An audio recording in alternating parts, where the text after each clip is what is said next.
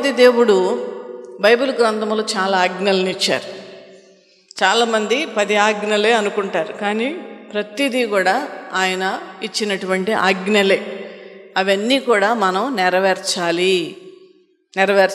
ఆజ్ఞలన్నిటినీ కూడా మనం నెరవేర్చాలి. అవి నెరవేర్చకుండా మనం ఏమి కూడా పొందుకోలేం. అది గమనించుకోండి. ఖచ్చితంగా మనం నెరవేర్చాలి. నెరవేర్చలేనటువంటి పరిస్థితులు ఏమైనా ఉంటే కనుక ప్రభు సహాయం అడగాలి. ప్రభువా, నాయన దీన్ని నేను అధిగమించేటువంటి శక్తిని నాకు ఇవ్వు, దీన్ని అధిగమించేటువంటి కృప నాకు ఇవ్వు, దీనిని అధిగమించేటువంటి ఒక బలమైనటువంటి ఆత్మీయస్థితి నాకు కలగచేయమని మనం ప్రార్థన చేయాలి. అయితే ప్రార్థన విషయంలో దేవుడిచ్చిన ఆజ్ఞలను ఏంటండి? విసుగక ప్రార్థన చేయండి, అది ఆజ్ఞేనండి. ఇంకా చెప్పండి. పట్టుదలతో ప్రార్థన చేయండి, వెరీ గుడ్. ఇంకా ఎడతెగక ప్రార్థన చేయండి, వెరీ గుడ్. ఇవన్నీ కూడా ప్రార్థన విషయంలో దేవుడిచ్చినటువంటి ఆజ్ఞలే. ఈ యొక్క ఆజ్ఞలను మనము అవలంబించటం వలన ఈ లోకములో గొప్ప శక్తిని మనం పొందుకోగలుగుతాం. హల్లెలూయా. భూమి మీద మనం దేవుని శక్తితోనే బ్రతకగలుగుతామండి. భూమి మీద దేవుని యొక్క బలముతోనే మనం ముందుకు వెళ్ళగలం. లేదంటే మనం చాలా విషయాల్లో ఓడిపోతాం, లేదంటే చాలా విషయాల్లో మనము అపజయం పాలవుతాం. కృంగుబాటు వస్తుంది, దాని తర్వాత బాధ వస్తుంది. కొంతమంది ఏంటంటే బాధపడి పడి పడి పడి ఏం చేస్తారంటే గాలికి వదిలేస్తారు. అదేమంటే ఒక మాట, దేవుడికి అప్పచెప్పేశానండి. అది కరెక్ట్ పద్ధతి కాదండి. దేవునికి అప్పచెప్పాలి, కానీ ఏ విధంగా అప్పచెప్పాలి? ప్రార్థన పట్టుదలతో చేస్తూ, విసుగక ప్రార్థిస్తూ, ఎడతెగక ప్రార్థిస్తూ, దేవా నాయన నువ్వు జరిగించు ప్రభువా అని మనం జరిగేంత వరకు కూడా ప్రార్థన చేస్తూనే ఉండాలి. ఎడతెగక ప్రార్థన చేయమని అర్థం ఏంటి? ఆపకుండా. అయితే ఆపకుండా ఎలా ప్రార్థన చేయగలుగుతాం? మోకరించి ప్రార్థన చేస్తాం, మామూలుగా మొరపెడతాం. ఆ తర్వాత ఆపకుండా ఎలా మనం ప్రార్థన చేస్తామంటే, మనము కొంత సమయం మోకరించి ప్రార్థన చేసి ఆ తర్వాత పనుల్లోకి వెళుతూ, కూరగాయలు కోసుకుంటూ, లేదంటే బట్టలు ఉతుకుతూ, బట్టలు ఆరేస్తూ, బట్టలు తీస్తూ, ఈ విధముగా ప్రార్థనలు మనం చేసుకుంటూ ఉండాలి. నేను పోయినసారి కూడా చెప్పాను, ఎక్కువగా నేను మోకరించి ప్రార్థన చేయడం కంటే నేను మనస్సుతో ఎక్కువ సమయం ప్రార్థన చేస్తూ ఉంటాను. ప్రతి దాంట్లో దేవుని విషయం ఆలోచిస్తూ ప్రార్థన చేస్తూ ఉంటాను. అయితే ఎందుకు ఎడతెగక ప్రార్థన చేయమని దేవుడు చెప్పాడు?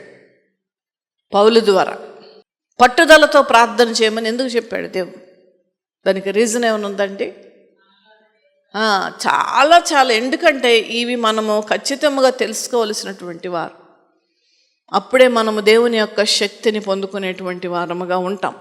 అయితే చూద్దాం ఒక్కసారి, మనము ఎందుకు ఈ యొక్క ప్రార్థనలు దేవుడు చేయమన్నాడు అనేటువంటి విషయం మనం బాగా చర్చించుకుందాం ఈ యొక్క సమయంలో.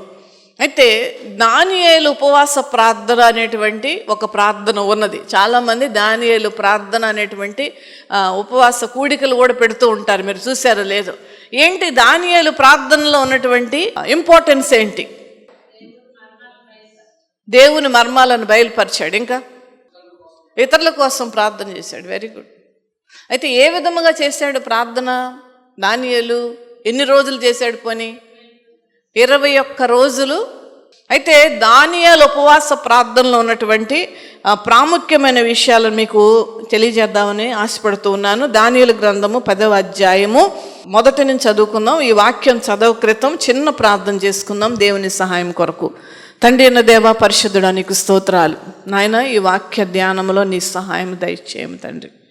ప్రభా, మీరు నాయన బయలుపరిస్తే తండ్రి మర్మాలను, వాక్యములో వివరణ మా అందరికీ మేలు కనుక నాయన మీరే వివరించమని ప్రార్థిస్తున్నాను తండ్రి. ఈ యొక్క మాటలు మా వెనికిడిలో ప్రభా ఒక మార్పు చెందేదిగా ఉండుటకు నీ కృప దయచేయమని యేసయ్య నామమున అడుగుచున్నాను తండ్రి.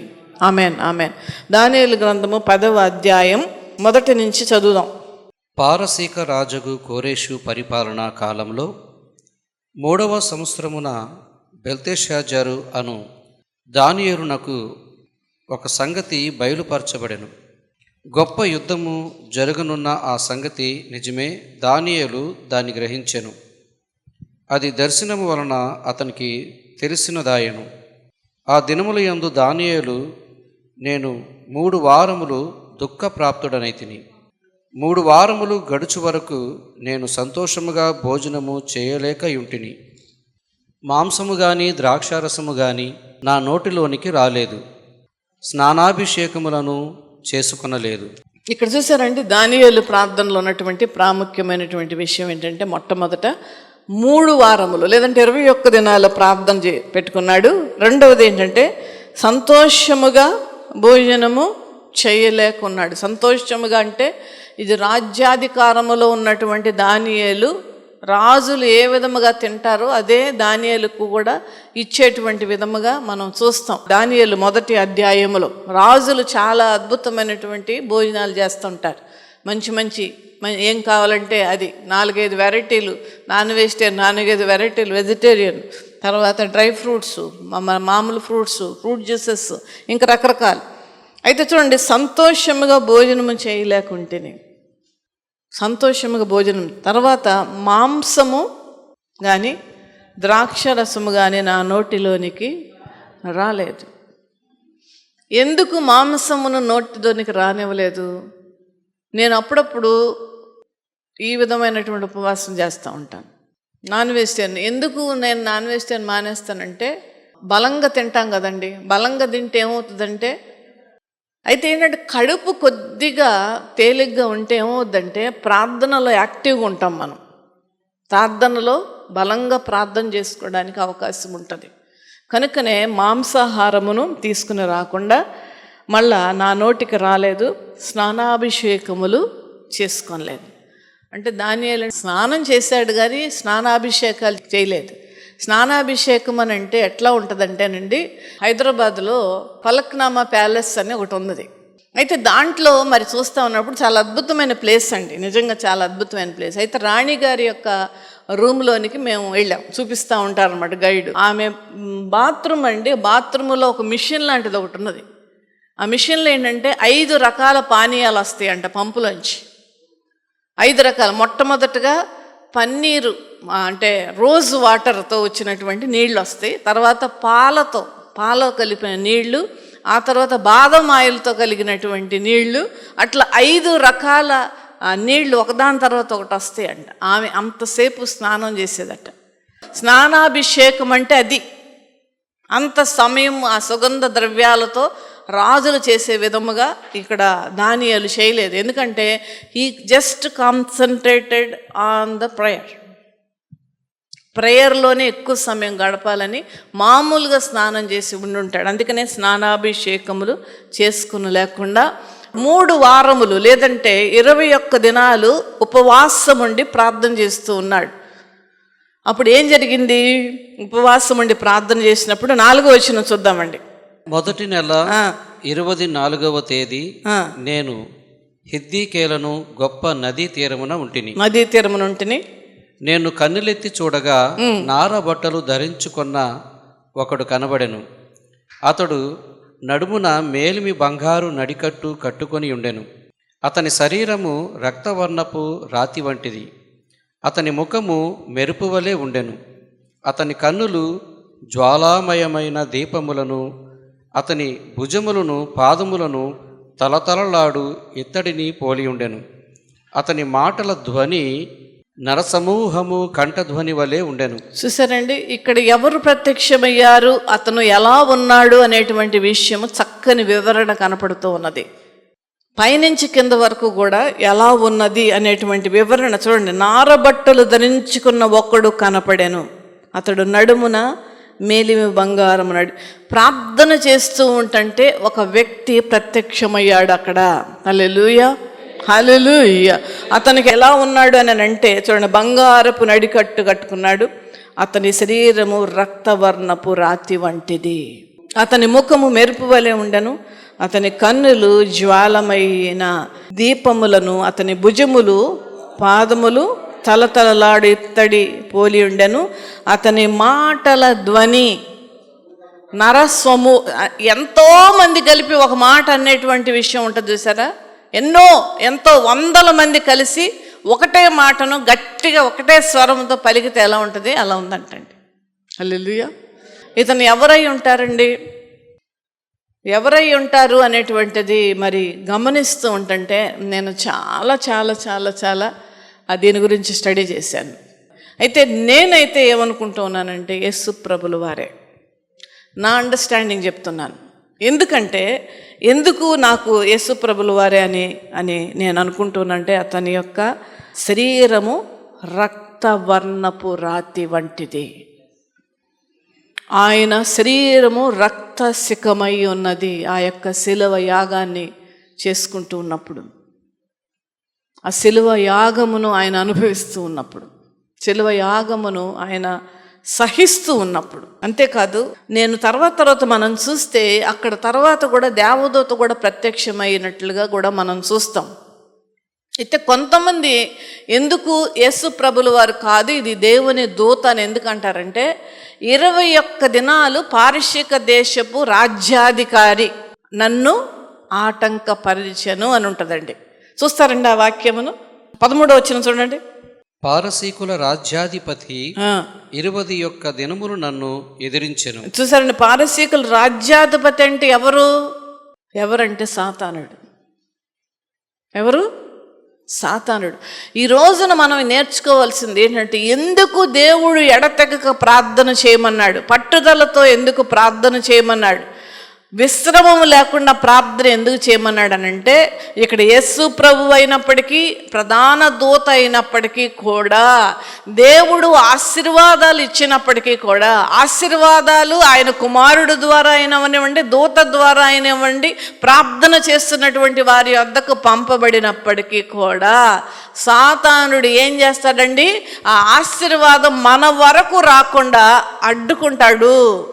దానియేలుకి మనకి అసలు ఎంత వ్యత్యాసం ఉందండి. అద్భుతమైనటువంటి తూచా తప్పకుండా 12 సంవత్సరాల నుంచి దేవుని యందు భయభక్తులు కలిగి, ఎంత భయభక్తులు అంటే విగ్రహాలు కర్పించినటువంటి పాత్రలలో కూడా నేను తీసుకోను, అలాంటి పాత్రలలో నేను భోజనం చేయను, నా ప్రాణం పోయినప్పటికీ కూడా పర్వాలేదని చెప్పి 12 సంవత్సరాలకు ప్రాణాలు తెగించి దేవుని కొరకు నిలవబడినటువంటి దానియేలు 21 దినాలు అద్భుతమైనటువంటి మనలాగా అరగంట కూర్చొని, గంట కూర్చొని, 2 గంటలు కూర్చొని వెళ్ళిపోయే ప్రార్థన కాదండి దానియేలు. ఈవెన్ స్నానం విషయంలో కూడా టైం వేస్ట్ చేయకుండా 21 దినాలు ప్రార్థనలో గడిపినటువంటి వ్యక్తికి ఇలాంటి ఆటంకాలు వస్తున్నాయి అనంటే ఇంకా మనకెంత వస్తాయండి, మనకెంత వస్తాయి అసలు? గమనించండి దేవుని బిడ్డలారా, ఆత్మీయముగా మనం ఎంత బలముగా ఉంటే అంత ఆటంకాలు మనకు వస్తాయి. మిడి ఆత్మీయ స్థితిలో ఉన్నటువంటి వారు చాలామంది ఏమంటారంటే బ్యాప్టిజాలు తీసుకుంటే శోధనలు వస్తాయి అంటండి. బ్యాప్టిజం తీసుకున్న తర్వాత చాలా కష్టాలు వచ్చినాయండి చాలామంది అంటూ ఉంటారు. ఇవన్నీ కూడా అలా అంటున్నారు అని అంటే అర్థం ఏంటంటే ఆత్మీయ స్థితి సరిగ్గా లేదని అర్థం, ప్రార్థనా శక్తి సరిగ్గా లేదని అర్థం. అందుకనే ఎడతెగక ప్రార్థన చేయండి. మనం ఒకటి పెట్టుకున్నప్పుడు ప్రార్థన చేయాలని పెట్టుకున్నప్పుడు అది జరిగేంత వరకు కూడా మనం ఎక్కడ కూడా బలహీనం అవ్వకూడదు, మరింతగా ఇంకా ఆత్మీయంగా బలపడాలి. దేవదూతలను ఆయన యొక్క ఆశీర్వాదములు ఆ దేవదూతలతో ఇచ్చి దేవుడు పంపిస్తూ ఉంటుంటే అవి మన జీవితంలో నెరవేర్చబడాలి అని అంటే ఖచ్చితంగా ఆటంకాలు వస్తాయి. పారసీక రాజ్యాధిపతి అంటే అర్థం ఏంటంటే ఆ రాజ్యాన్ని నడిపించేటువంటి వాడు. ఎవరు అంటే సాతానుడు. ఈ భూమిని ఎవరు నడిపిస్తున్నారండి? ఎక్కువగా ఎవరు నడిపిస్తున్నారండి? సాతానుడే. దానికి ఉదాహరణ ఏంటంటే మత్తయి సువార్తలో ఆయన సేవకు వెళ్ళ క్రితము ఆ యొక్క అపవాది ఏం చేసిందండి, పెద్దైన కొండ మీదగా తీసుకుని వెళ్ళి రాజ్యంలో ఉన్నటువంటి సమస్తాన్ని చూపించి ఇది నీకు ఇస్తానంది. ఇప్పుడు నేను నా దగ్గర ఉన్నది నేను మీకు ఇస్తాను అని నేను అన్నాను అనుకోండి, అది నాదైతేనే కదా నేను మీకు ఇస్తాను, ఎవరిదో తీసుకుని వచ్చి మీకు ఇవ్వను కదా. భూమి మీద ఎక్కువగా అందుకని ఇలాంటి భయంకరమైన దినాల్లో మనం ఉన్నాం దేవుని బిడ్డలారా. ఇలాంటి వినలేనటువంటి ఒక న్యూస్లు మనం వింటూ మనం డైజెస్ట్ చేసుకోలేనటువంటి పరిస్థితులైనటువంటి ఈ భూమి మీద మనం నిలబడ్డాం. ఎందుకంటే నెమ్మదిగా అపవాది ఈ భూమిని ఆధిపత్యం తీసుకుంటుంది. అనేక మందికి తప్పుడు ఆలోచనలు ఇచ్చి దేవుని మార్గంలో నుండి తప్పిస్తుంది. దేవుని వైపు చూడకుండా ఆపేస్తుంది. దేవుడంటే ఎవరో తెలుసుకొనకుండా వాళ్లకు అంధకారము కలగజేస్తూ ఉన్నది. అయితే దేవాది దేవుడు యేసు ప్రభుల వారే ఆయన ప్రత్యక్షమయ్యి అక్కడ ఏమని మాట్లాడుతూ ఉన్నారంటే చూద్దాం. ఇక్కడ 8వ వచనం కూడా నేను ఒక్కసారి చూద్దామండి. దానియేలు పరిస్థితి ఇక్కడ మనం చూద్దాం. నేను ఒంటరి ఈ గొప్ప దర్శనమును చూచినందున నాలో బలమేమియూ లేకపోయాను. చూసారండి, దర్శనం అని అంటే చాలా మంది రకరకాల అభిప్రాయాలు కలిగి ఉంటారు. అమ్మ యేసు ప్రభుల వారు దర్శనం ఇచ్చారు నాకు అని అంటుంటారు. తెల్లని వస్త్రాలు అంటారు, అదంటారు, ఇదంటారు. దర్శనాలు మళ్ళీ ఎలా ఉంటాయి అంటే ఈ లోక సంబంధమైనటువంటి విషయాలలో ఎక్కువగా కనపడుతూ ఉంటాయి. అరటికాయలు వచ్చినట్టు దర్శనం వచ్చింది, మా అమ్మాయికి కూతురు పుట్టుద్దంట. అవి జరగవు అని నేను అంటలేదు, కానీ దర్శనాలను చాలా అంటే ఎక్కువగా క్రైస్తవ లోకములో ఎక్కువగా తప్పుడు అభిప్రాయాలు కలిగింది ఏంటంటే పరిశుద్ధాత్ముడు ఒకటి, మొట్టమొదటిగా ప్రతిదీ పరిశుద్ధాత్ముడే. రెండవది దర్శనాలు. చాలా జాగ్రత్తగా ఉండాలి దేవుని బిడ్డలారా. ఈ యొక్క దర్శనము మరి చూసినప్పుడు చూడండి ఏమైందంటే దానియేలు బలము లేకుండా అయిపోయాడు అంటండి. బలము లేకుండా అయిపోయాడు. రేపు మనం అందరం కూడా ప్రభువును చూడబోతూ ఉన్నాం. హల్లెలూయా, హల్లెలూయా. అందుకనే మీరు ధైర్యము తెచ్చుకొనుడి. ప్రభు ఏమన్నారండి మత్తయి సువార్తలో, మీరు ధైర్యము తెచ్చుకొనండి, మీ తలలు పైకెత్తడి, మీకు విడుదల సమీపించింది. మీరు చూడబోతూ ఉన్నారు దేవాది దేవుడిని. నీ కొరకు మరణించినటువంటి ఆ రక్తసిక్తమైనటువంటి చేతులను ఆయన మనకు చూపించబోతూ ఉన్నాడు రేపు పరలోకములో. హల్లెలూయా, హల్లెలూయా. ఆయన మాట కొద్ది వేల మంది మాట్లాడేటువంటి రీతిలో ఉన్నదనంటే, ఆయన మాట్లాడుతుందంటే మనము వినలేమండి, అంత శక్తి కలిగిన దేవుడు. అందుకని మీరు ధైర్యం తెచ్చుకోండి, మీ హృదయాలను నిబ్బరపరచుకోండి అని అంటున్నాడు దేవుడు. ఇక్కడ కూడా దానియేలు అంత శక్తి కలిగిన వాడై మనలాగా మధ్య మధ్యలో నాలాగా బార్లీలు ప్రాళ్ళు తాక్కుని ఉన్నటువంటి ఉపవాసం కాదు దానియేలు చేసిన ఉపవాసం.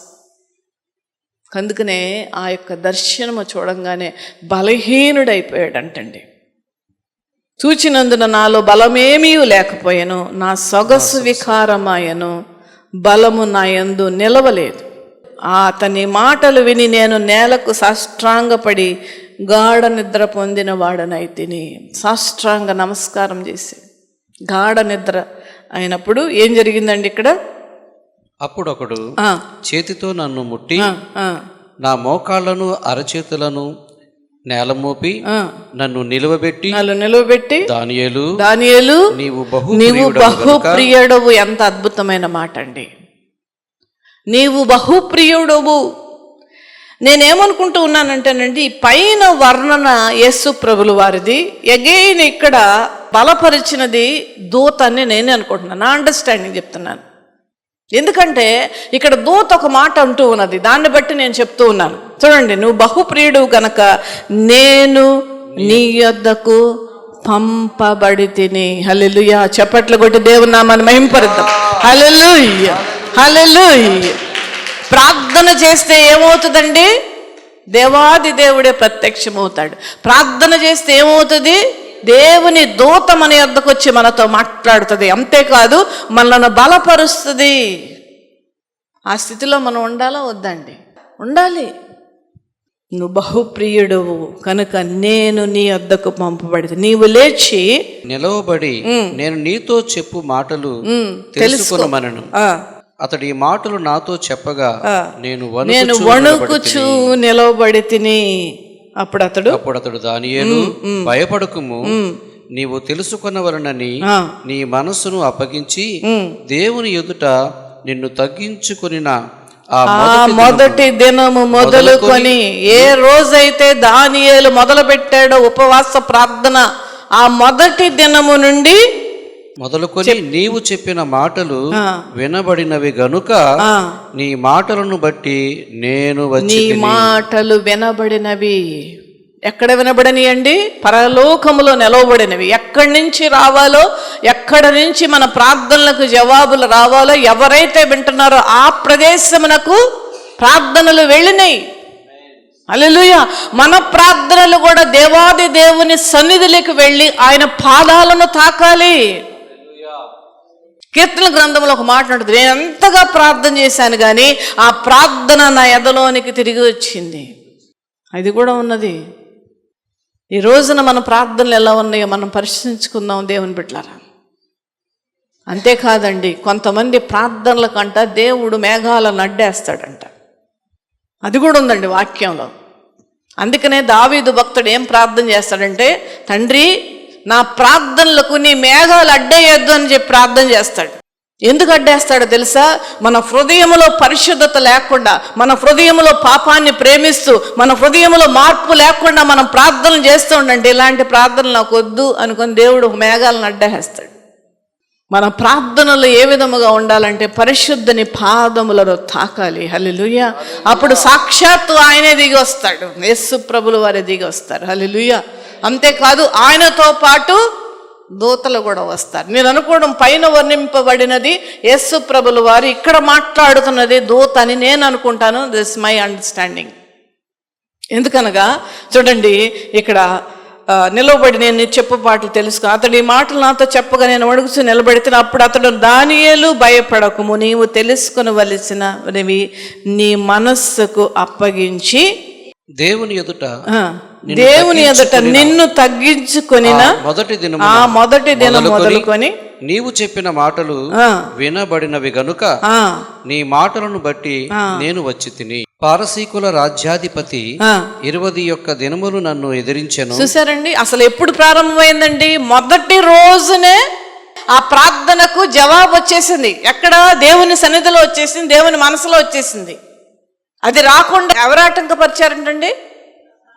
సాతాను ఆటంకపరిచింది. గమనించండి దేవుని బిడ్డలారా, మన ప్రార్థనలకు జవాబు రావట్లేదంటే అర్థం ఏంటంటే సాతాను ఆటంకపరుస్తూ ఉన్నదని. మొదటి రోజునే. ఎందుకంటే దానియేలు అంత గొప్ప భక్తుడే ప్రార్థన చేసినప్పుడు దేవుడు వినకుండా ఉంటాడా? దానికి జవాబు ఇవ్వకుండా ఉంటాడా?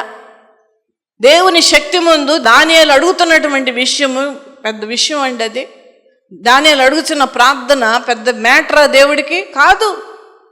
కానీ దేవుని అంగీకారముతో దేవుడు తన బిడ్డలకు ఇవ్వాలనేటువంటి ఆలోచన, దేవుడు తన భక్తులకు వాళ్ళు అడుగుతున్నటువంటి విషయాలు అనుగ్రహించడానికి దేవునికి ఇష్టమైన, దేవుడు ఇవ్వాలని అనుకున్నా అవి మన వరకు రావాలనంటే బలమైన ప్రార్థన చేయాలి. హల్లెలూయా. ఎడతెగక ప్రార్థన చేయాలి, పట్టుదలతో ప్రార్థన చేయాలి. ఆ యొక్క స్త్రీ ఉంది కదండి, కానాను స్త్రీ ఎంత గోజాడిందండి తన కుమార్తె యొక్క బాగయ్యేటువంటి విషయంలో.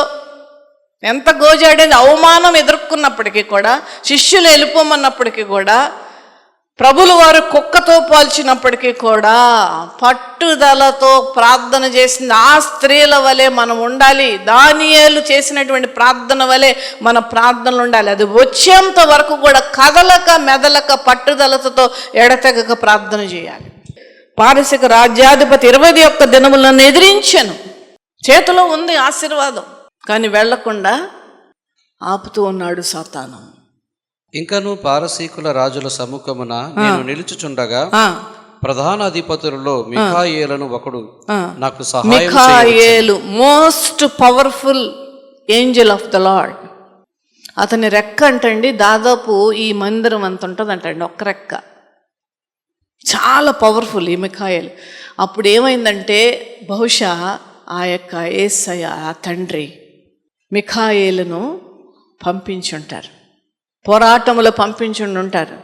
మిఖాయేలు వచ్చి నాకు సహాయము చేశాను.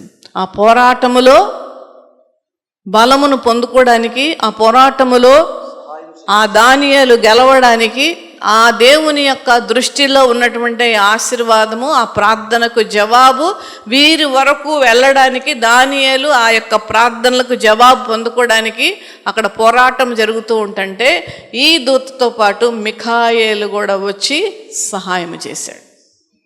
మన ప్రార్థనలు వెలపోతున్నాయి అని అంటే ఏంటంటే మనం పట్టుదల లేకుండా ఉంటూ ఉన్నాం. దాని ఎడల విశ్వాసము లేకపోవడం, అది నేను పొందుకోగలుగుతానటువంటి నమ్మకం మనకు లేకపోవడం, ఒకవేళ ఇవన్నీ ఉన్నా సరే ఆ సమయం వరకు ఎదురు చూడలేకపోవడం, ఇవన్నీ కూడా జరుగుతున్నాయి కనుక మన ప్రార్థనలకు ఒకవేళ జవాబులు రావట్లేదేమో దేవుని బిడ్డలారా. దానియేలు ఎవరి గురించి ప్రార్థన చేశాడండి? దానియేలు మొట్టమొదటగా చేసింది ఏంటంటే యెరూషలేము ప్రజల యొక్క క్షేమం గురించి చేశాడు ప్రార్థన. హల్లెలూయా, హల్లెలూయా. దానియేలు యెరూషలేము ప్రజలు అనుభవిస్తున్నటువంటి హింసను చూశాడు.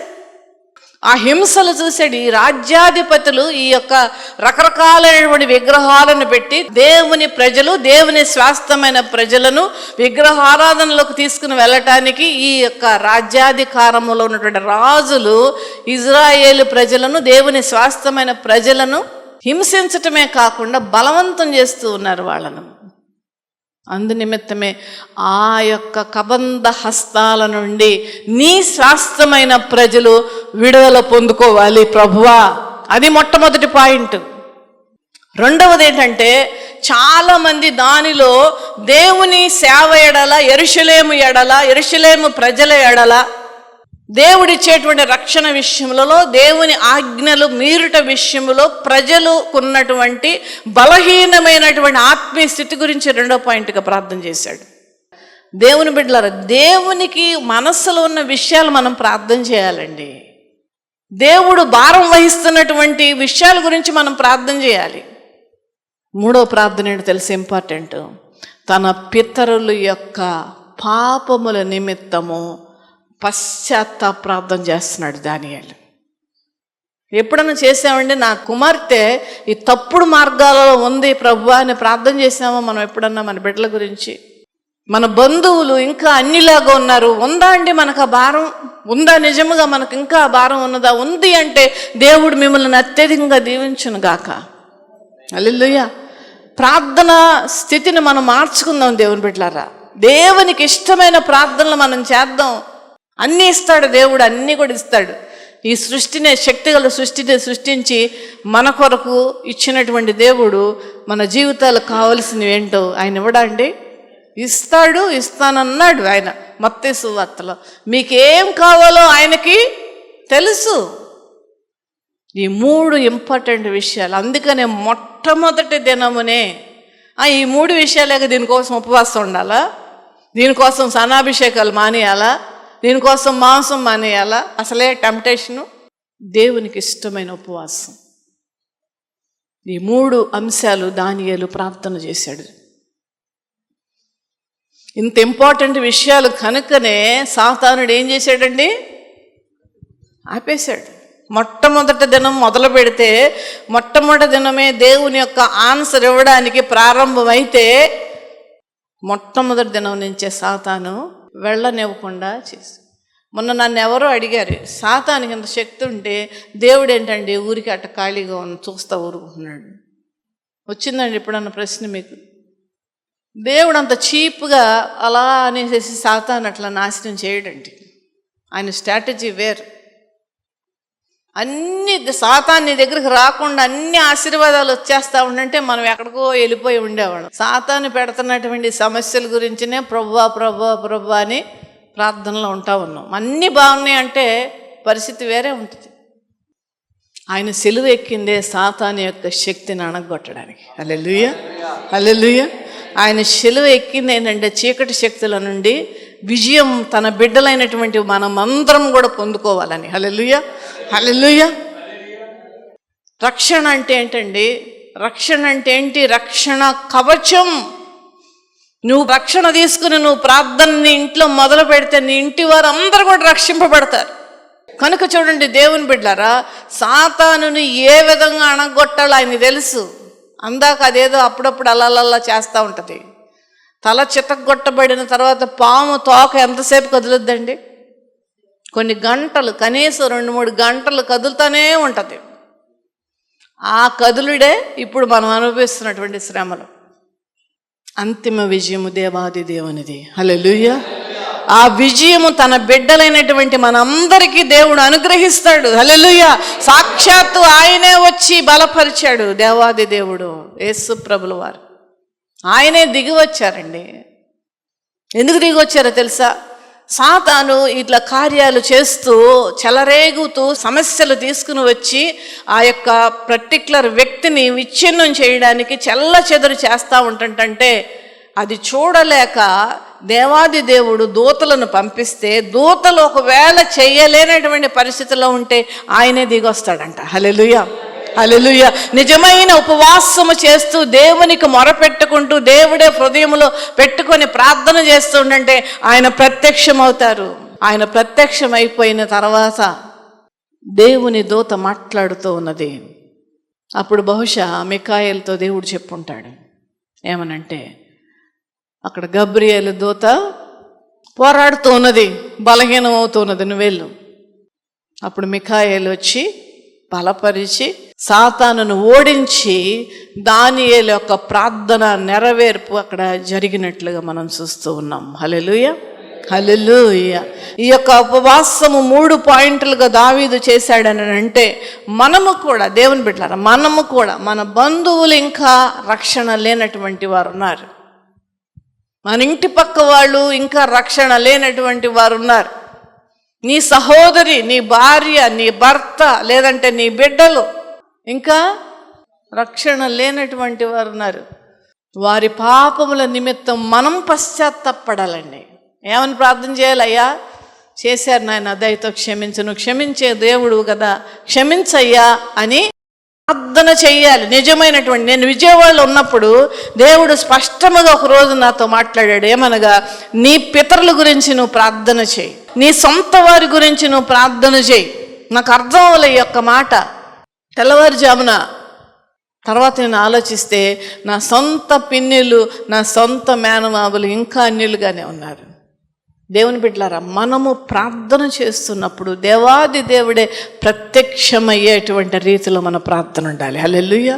రెండవది, దేవుని దూత వచ్చి మన తరపున పోరాడేటువంటి స్థితిలోనికి మన ప్రార్థన ఉండాలి. హల్లెలూయా, హల్లెలూయా.